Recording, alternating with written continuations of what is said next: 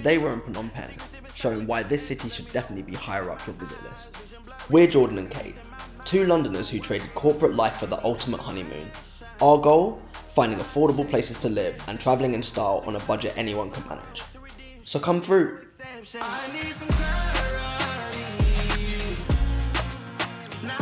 Good morning from Phnom Penh. We're here for the next 24 hours trying to figure out what the capital of Cambodia has to offer. Now, typically, I feel like when people come to Cambodia, they always talk about Siem Reap, they always talk about going to Angkor Wat. Never really hear people talking that much about coming to Phnom Penh. On top of that, if you think about Southeast Asia as a concept, as a holiday destination, as a digital nomad, even as a backpacker, people tend to skip places like Phnom Penh and they'll opt for a Bangkok, they'll opt for a Singapore, they'll opt for a number of different cities, and I am sure there's a lot to be discovered here, and we're going to find it. To start the day off, we'll be having breakfast here at the hotel. Breakfast is free, included with the price of the room. A lot of hotels in Cambodia and a lot of hotels in Southeast Asia, to be honest, offer breakfast for free, so that can save you a lot of money on your day. This hotel, by the way, is amazing. It's called the Plantation Urban Resort and Spa. It's right in the middle of the city, but you wouldn't believe it because it feels like a jungle hideaway in Ubud and Bali or something like that. Our room at the hotel cost us around £35 per person per night, which I think is a steal with breakfast included and with the beauty of this place. So that's going to be included in our budget for the day, and then let's see what else we can get for our money.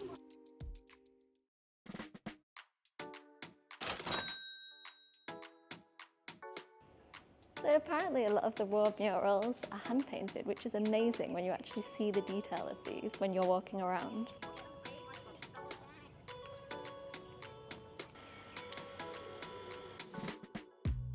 I think a lot of people think of Bangkok as the gateway to Southeast Asia. However, I think in the present day, there are a lot more options if you want to get an introduction to Southeast Asia, the lifestyle, the architecture, the food, the drink scene, and coming to this palace has really confirmed that for me. If you look around, this palace, the Royal Palace in Phnom Penh, shares a lot of similarities with the Grand Palace in Bangkok. The only difference being there aren't 20 million other people here that you're fighting for a view of the paintings with, or this piece of architecture, or to get into this temple. So you can enjoy it at a much more leisurely pace and you can see a lot more. For me, so far, it's a big thumbs up. We've just ordered a tuk-tuk through Grab and we're going on a 15-minute journey. The cost is £1.09, and apart from the fact that I can't believe that, I'm also super impressed by the speed. This guy arrived in about 1 minute, and I've never felt so secure in a tuk-tuk before. The tuk-tuk has doors. Normally, one of my limbs is hanging out at this point.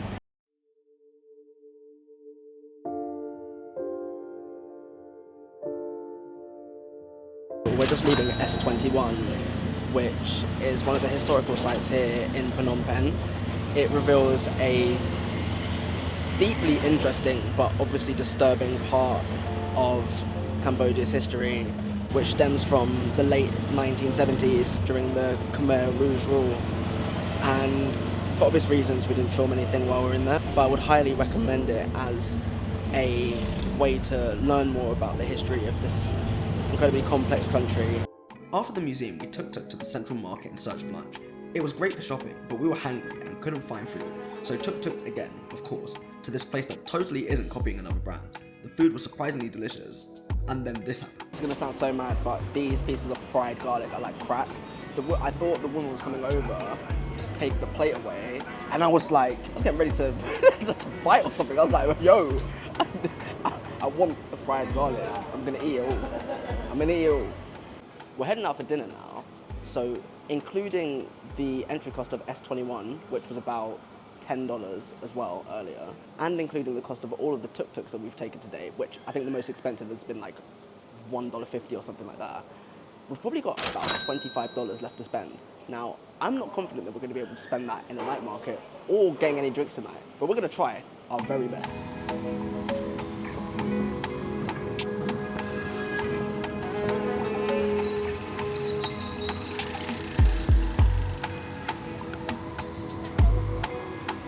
Made it here to Phnom Penh night market. It's a proper vibe. There's also a lot of locals here, which gives me confidence that everything is somewhat legit. Now, a lot of the food is small bites, so it's more like meat on a stick and it's more like individual bits. We're looking for a substantial meal, so we're going to look and try and find something in the area, but we're going to come back for some shopping and whatnot.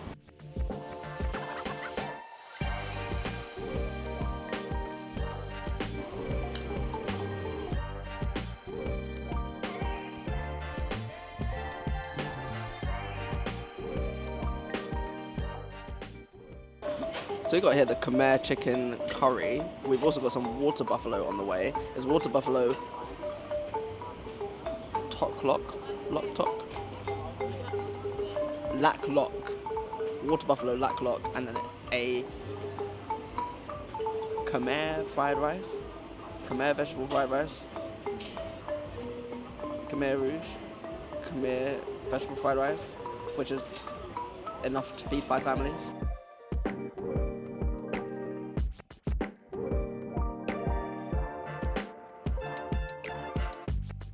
Buffalo lok lak.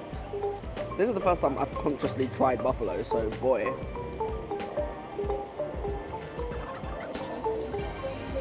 If you told me that was beef, I'd be like, alright.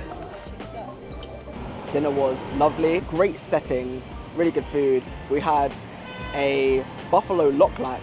I don't know if I've had buffalo before consciously. It was really, really tasty. Apparently it's healthier for you than beef as well. Really substantial meal, really filling. And it came to, with a couple of beers as well, came to $16.50 per person. So we still got about $9 left. And we're gonna head to an area now called Basak Lane, which is the lively area, should we say, apparently of this city. Of course, we're getting the tuk-tuk. The tuk-tuk again is $1.50, and yeah. I can't get enough of the cost of the tuk-tuks, and the thing is, because they're absolutely everywhere, you're never waiting more than 1 minute. 1 minute, $1, it's a win-win. On the way to Basak Street, I was just casually filming the streets, trying to get some content, and we went past a really lively looking area. It was only when this woman tried to kick the camera out of my hand, fucking kick, that I realised we were in a maybe seedier area than I thought. So we made it to Basak Street, and then you got Basak Lane somewhere as well. Really cool area, loads of bars, loads of restaurants, a good vibe. I think, obviously, worth noting that it's a Tuesday night at the time of recording, so not everything is super lively, but that's quite nice sometimes. We're currently sitting at the bar at Hub Street Cocktails, which looks pretty nice so far. Looks like they do live music sometimes. I've just ordered an old-fashioned for $3.75. I'm skeptical about how it's gonna taste. What? For $3.75, I mean, who's complaining? Amazing. Thank you so much. Thank you so much.